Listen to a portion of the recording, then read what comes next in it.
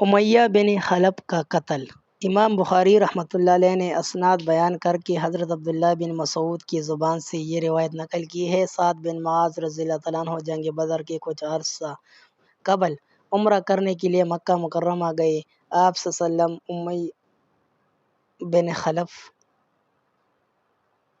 امیہ رضی اللہ بن خلف کے مہمان تھے۔ امیہ بھی شام کے سفر میں مدینہ میں حضرت سعد بن معاذ کے مہمان ٹھہرا کرتا تھا۔ امیہ رضی اللہ عنہ نے اپنے مہمان سے کہا، رات چہ جانے دو، جب لوگ گھروں کو چلے جائیں گے تو حرم میں جا کر طواف کر لینا۔ حضرت سعد رضی اللہ عنہ طواف کر رہے تھے کہ ابو جہل آ گیا اور اس نے کہا، یہ کون طواف کر رہا ہے؟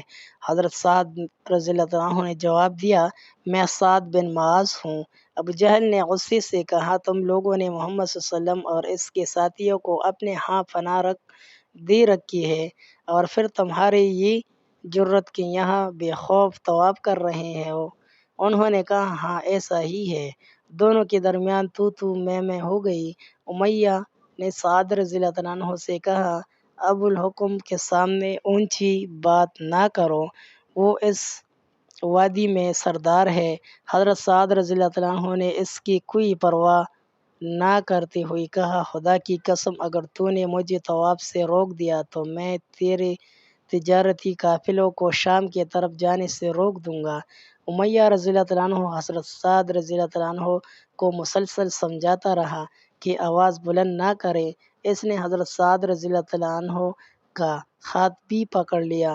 حضرت سعد رضی اللہ عنہ کے مزاج میں غیرت و حدت تھی۔ وہ غصے میں آ کر امیہ سے فرمانے لگے، تو جا کر اپنا کام کر، مجھے تیرے امان کی ضرورت نہیں ہے۔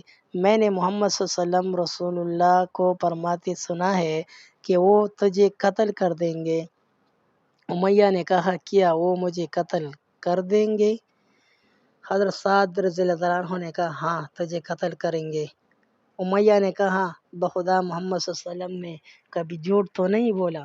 پھر وہ اپنے بیوی کے پاس آیا اور اسے حضرت سعد رضی اللہ عنہ کی بات بتائی۔ اس نے بھی سن کر کہا، خدا کی قسم محمد صلی اللہ علیہ وسلم نے کبھی جھوٹ بات تو زبان سے نہیں نکالی۔ جب بدر کے لیے قریش نے منادی کرائی تو امیہ کی بیوی نے اسے یاد دلایا، تمہاری یثربی بائی نے جو کہا تھا وہ تمہیں یاد ہے نا؟ امیہ نے اس بات کو یاد کر کے جنگ پر جانے کا ارادہ ترک کر دیا۔ ابو جہل کو پتہ چلا تو وہ اس کے پاس آیا اور کہا، تمہارا مقام و مرتبہ وادی کے سردار کا ہے، تم نہ نکلے تو اور کون نکلے گا؟ تم ہمارے ساتھ 1-2 دن کی مسافت تک چلو، پھر چپکے سے واپس آ جانا۔ وہ ان کے ساتھ چلا اور بدر میں پہنچا۔ وہاں اسے